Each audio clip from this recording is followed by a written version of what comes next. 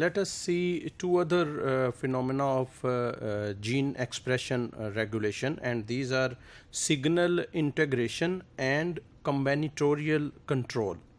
So the lac genes of E. coli are efficiently expressed only when lactose is present in the medium and glucose is absent. तो जैसे आपने पढ़ा कि अगर तो medium में लैक्टोज है तो लैक जीन एक्टिवेट होगा, अगर ग्लूकोज है तो लैक जीन एक्टिवेट नहीं होगा.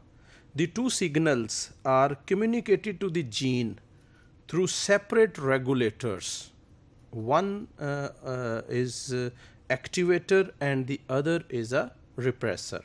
क्योंकि अगर लैक्टोज है तो जीन ने एक्टिवेट होना है, इसका मतलब है एक्टिवेटर जो है वो मैसेज लेके जाएगा, वो सिग्नल लेके जाएगा.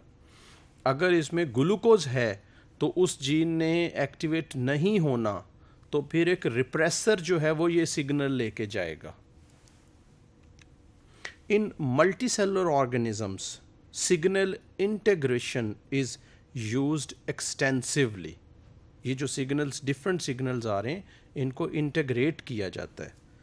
इन some cases numerous signals are required to switch a gene on. एक जीन को ऑन करने के लिए एक सिग्नल नहीं चाहिए होता. बैक्टीरिया में तो एग्जांपल आपने देखी ना, एक सिग्नल से भी ऑन हो जाता है, लेकिन ज़्यादातर जो हैं यूकैरियोटिक जीन्स, उनको एक से ज़्यादा सिग्नल्स चाहिए होते हैं. But just as in bacteria, each signal is transmitted to the gene by a separate regulator. So at many genes, multiple activators must work together to switch the genes on. When multiple activators work together, they do so synergistically. Synergistic आप जानते हैं, एक के effect को दूसरा आके enhance कर देता है. This is called synergistic effect. That is the effect of, say, two activators working together is usually much greater than the sum of each of them working alone. तो दो एक्टिवेटर अगर काम कर रहे हैं, एक एक्टिवेटर जितना काम कर रहा है, दूसरा एक्टिवेटर जितना काम कर रहा है, अगर ये अलग-अलग काम कर रहे हैं तो इनकी जो भी एफिशिएंसी है, लेकिन जब इन दोनों को ये कंबाइन होकर सिनर्जिस्टिकली एक्ट कर रहे हैं तो इनकी एफिशिएंसी बहुत ज़्यादा हो जाएगी. और अगर कोई तीसरा एक्टिवेटर आके इसमें ऐड हो जाता है तो ये जो है मैनी फोल्ड्स जो है एफिशिएंसी इंक्रीज हो जाएगी. तो इस तरह से ये एक्टिवेटर्स जो हैं सिनर्जिस्टिकली एक्ट करते हैं. Synergy can result from multiple activators recruiting a single component of the transcriptional machinery. Multiple activators each recruiting a different component. मतलब ये different ways इनके देख रहे हैं. पहले जैसे आपने देखा जी कि ये जो है multiple activators each recruiting a different component एक, इसी तरह से multiple activators recruiting a single component of the transcriptional machinery दो. और तीसरा ये है कि multiple activators helping each other bind to their sites upstream of the gene they control. तो इस तरह से डिफरेंट वेज में ये जो हैं कंट्रोल करते हैं. Let us see all these three strategies जो अभी मैंने बताई हैं आपको, वो देखते हैं कि वो कैसे करते हैं. Two activators can recruit a single complex, for example the mediator, by touching different parts of it. तो mediator को अगर वो recruit करना चाह रहे हैं तो दो जो हैं उसके different parts को touch करते हुए उसे recruit कर लेंगे. The combined binding energy will have an exponential effect on recruitment. यानी कि उनकी जो कंबाइंड बाइंडिंग एनर्जी होगी वो एक्सपोनेंशियल इफेक्ट होगा, बहुत ज़्यादा इफेक्ट होगा.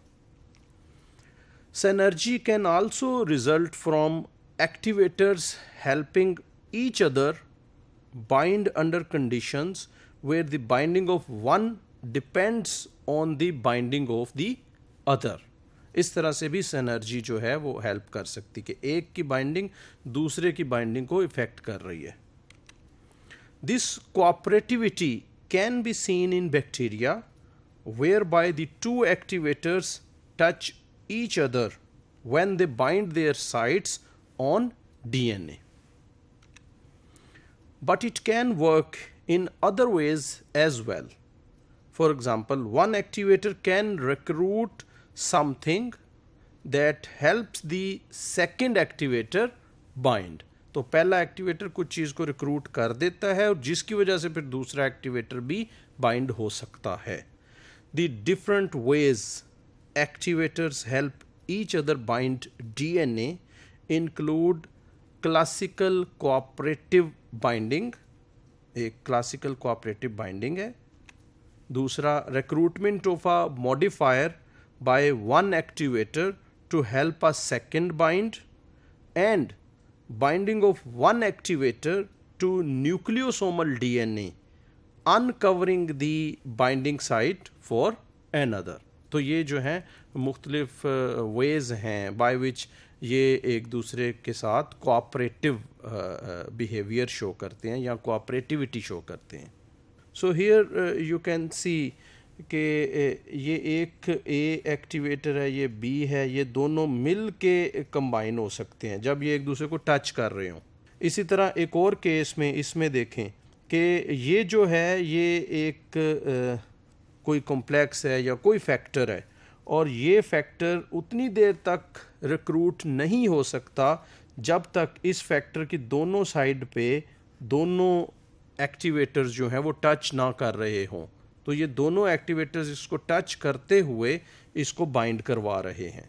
तीसरा केस जो है वो न्यूक्लियोसोम मॉडिफायर्स वाला, उसमें ये है कि अगर ये एक साइट है और इस पे ए एक्टिवेटर जो है वो बाइंड किया हुआ है और ये ए एक्टिवेटर जो है इसकी प्रेजेंस में बी बाइंड नहीं हो सकता क्योंकि इसके पास जो है साइट ही नहीं है या कुछ और हर्डल है इसमें. लेकिन जैसे ही ये एक रीमॉडलर आके यहाँ पे बाइंड हो जाता है, ये देखें एक साइड पे ये ए के साथ टच कर रहा है, तो जब ये रीमॉडलर आके बाइंड होता है तो उसकी बाइंडिंग के बाद ये न्यूक्लियोसोम थोड़ा सा रीमॉडल होता है और ये जो है बी एक्टिवेटर वो अब इसके साथ आके बाइंड हो सकता है. In another case you can see this is a nucleosome and it has site A and site B for the binding of A and B activators or signals. So A जो है इसमें थोड़ी सी modification होगी nucleosome में और A इसके साथ जो है वो आके बाइंड कर जाएगा और जैसे ही A इसके साथ बाइंड करेगा यहाँ से इस न्यूक्लियोसोम की फर्दर मॉडिफिकेशन होगी और B भी इसके साथ बाइंड कर सकता है. सो इन दिस वे जो है these are different ways of signal integration or synergy or cooperativity.